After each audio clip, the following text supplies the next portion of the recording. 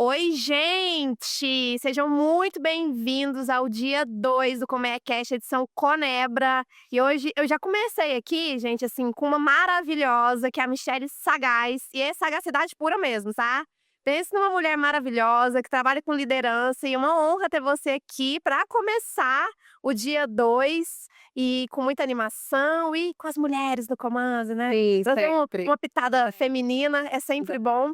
Então, muito obrigada, seja muito bem-vindo ao Comercast. Obrigada, eu que agradeço. Vamos começar falando de experiência do cliente? Olha Vamos. isso aqui, gente. Olha que maravilhosos. Já começa aqui a gente se sentindo em casa para gerar conteúdo e para contribuir cada vez mais com as pessoas, com a liderança e por que não com as mulheres? Né? E eu vou te falar, isso é um ponto que a gente preza muito, porque a gente entende que quando a gente convida uma pessoa para participar do podcast, às vezes elas chegam lá com muito medo. O que vocês vão me perguntar? Tem uma pauta? O que vocês vão falar? A gente não trabalha com pauta.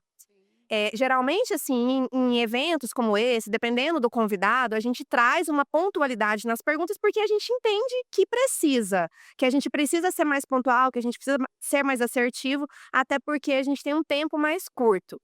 Mas o convidado do dia a dia, que vai para o estúdio, que vai bater papo com a gente, que vai ficar ali 1 hora e meia, 2 horas conversando, ele tem muito essa preocupação. Então, quando ele chega, tem uma foto dele na parede que tá de frente para a entrada, aí tem uma televisão bem grande, que tem uma foto bem linda dele, que o Vitor faz com todo o amor, todo o preparo ali. Então, assim, ele já se sente especial. E a gente fica muito feliz por isso, né, porque na verdade o convidado ele tá ali disponibilizando o tempo, a energia, a história dele para nossa audiência, óbvio, a gente gera conteúdo para ele também. Mas, enfim, é muito bom saber que os nossos convidados, nossos clientes se sentem realmente em casa, porque essa é a nossa intenção. Claro. E não tem coisa melhor do que isso, né? Você trouxe na sua fala 2 pontos importantes. Primeiro, a experiência do cliente, que a gente começou falando. Recente eu fui atender um cliente, é uma grande rede de resorts.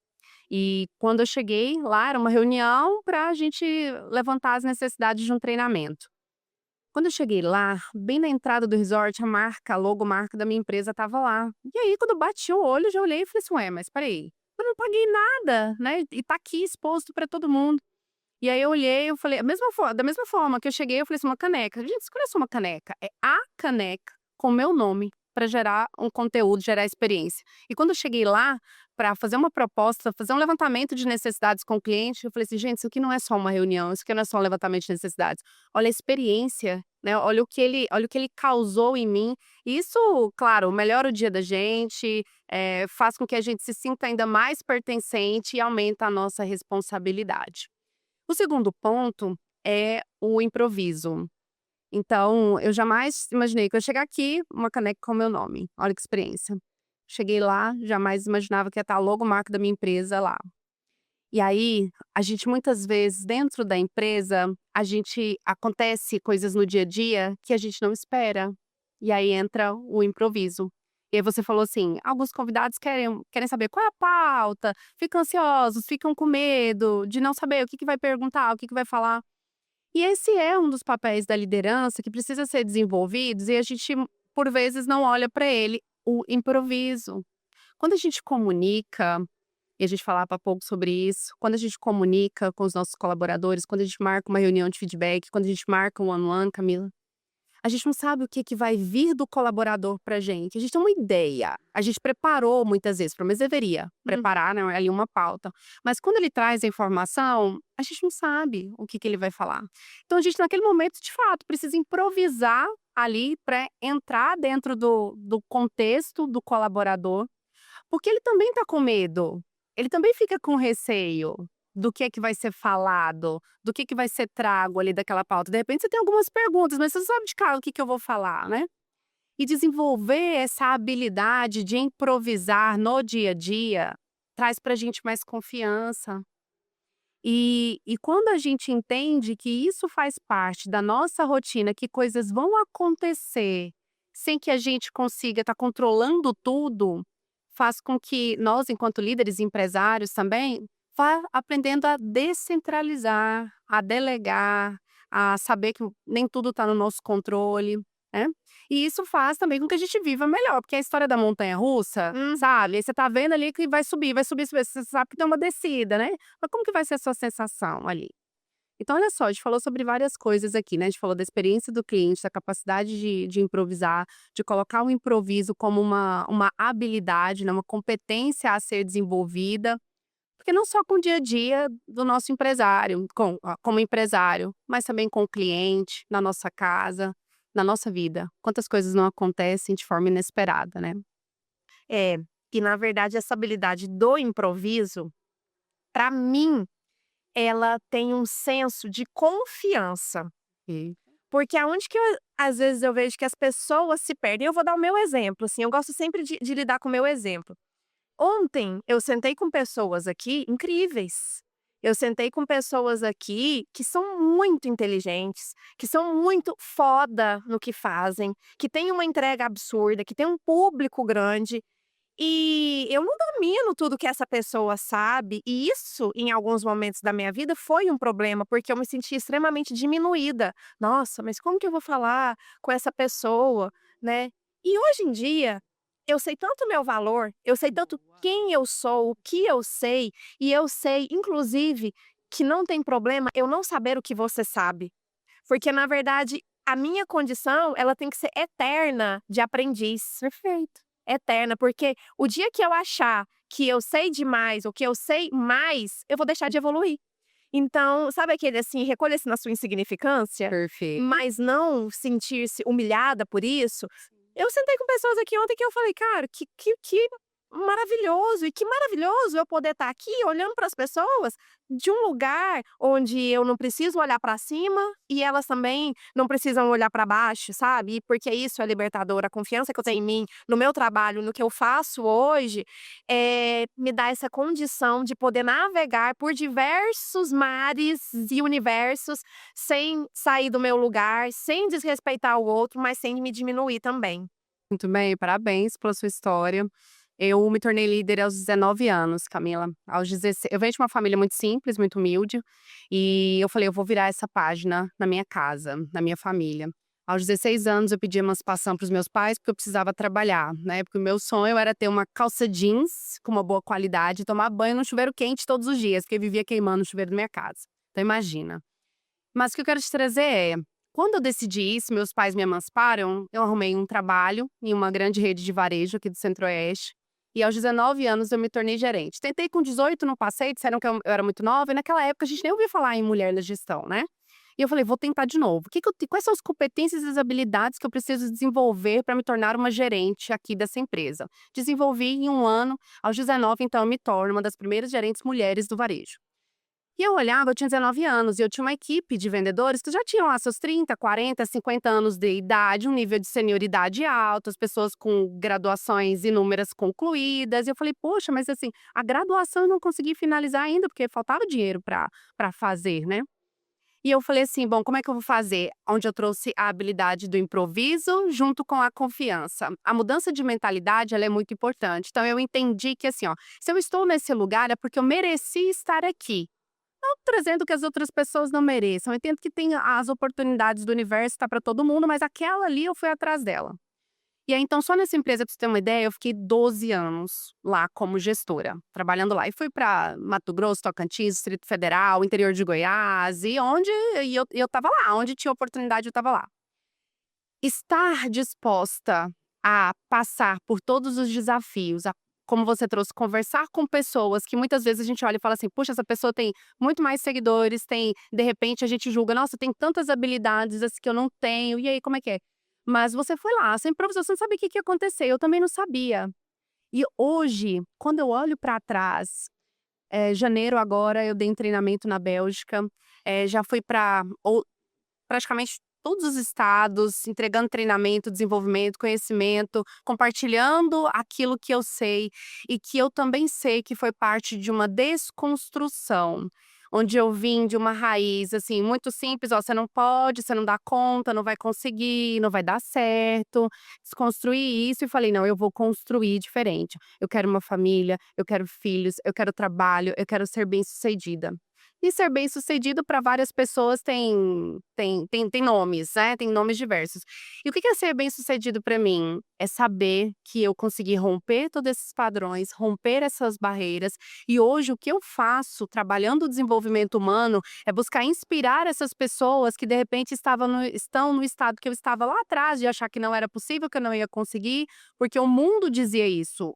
Olhava ao meu redor, todas as condições, os recursos que eu tinha, Camila, era de assim: realmente não vai dar certo. E Deus sempre abriu as melhores portas, e sabe o que que eu fiz? Entrei, sem saber o que ia acontecer lá na frente.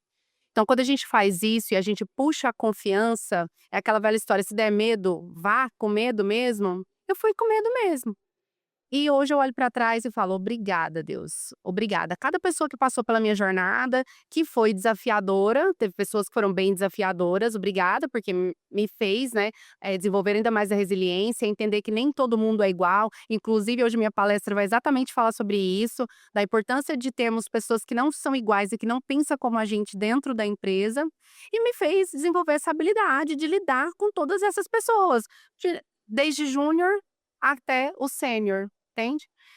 E é sobre romper essas barreiras, sobre acreditar, sobre entender que tem um lado bom do improviso, mas viver no improviso causa pra gente, além do desconforto, causa pra gente também alguns prejuízos, falta de planejamento, a execução falha muitas vezes. Então acho que tem que ter este equilíbrio aí, sabe, ter uma agenda, Uhum. ter a gestão do tempo, mas também não fechar todas as portas e oportunidades, porque aquilo não estava na agenda.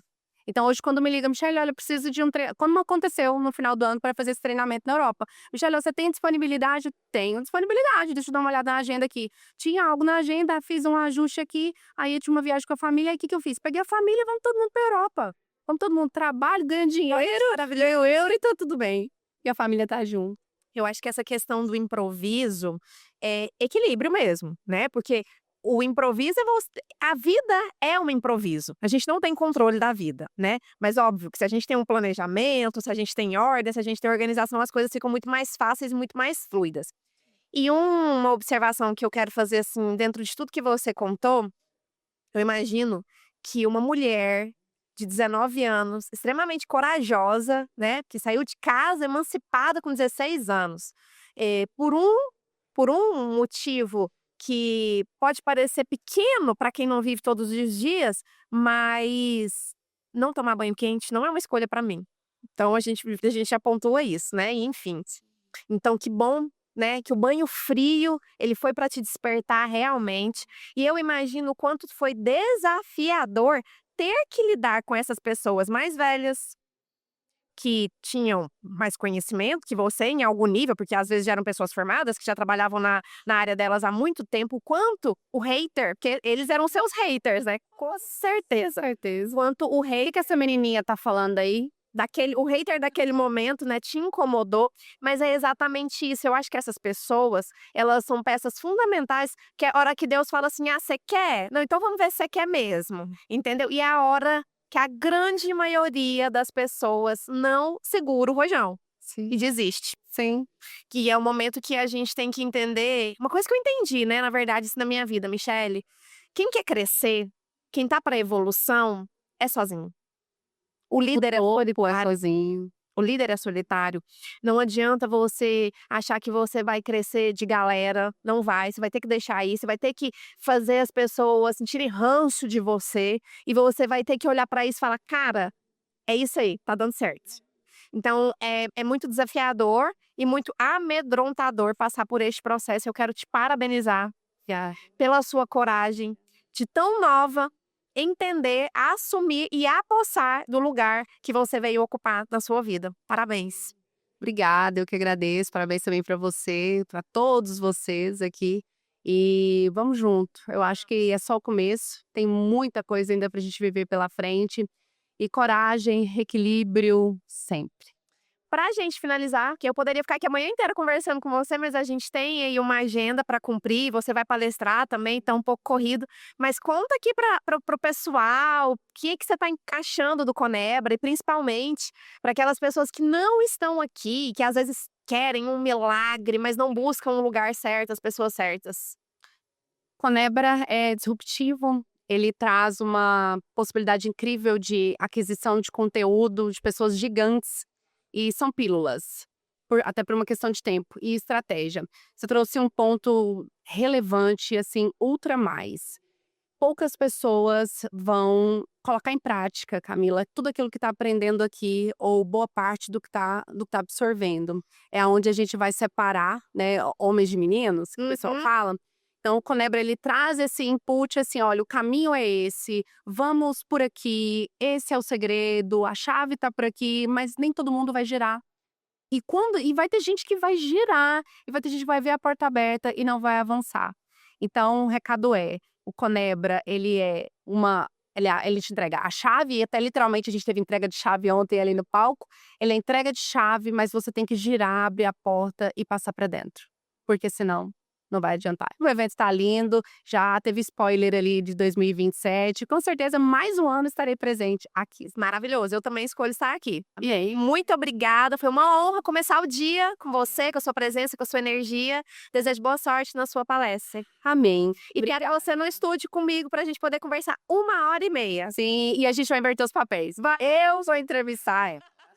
Maravilha, eu vou adorar. Muito obrigada. Obrigada. E fiquem aí que já já eu tô de volta com mais um episódio do Comecast edição Conebra. Tchau!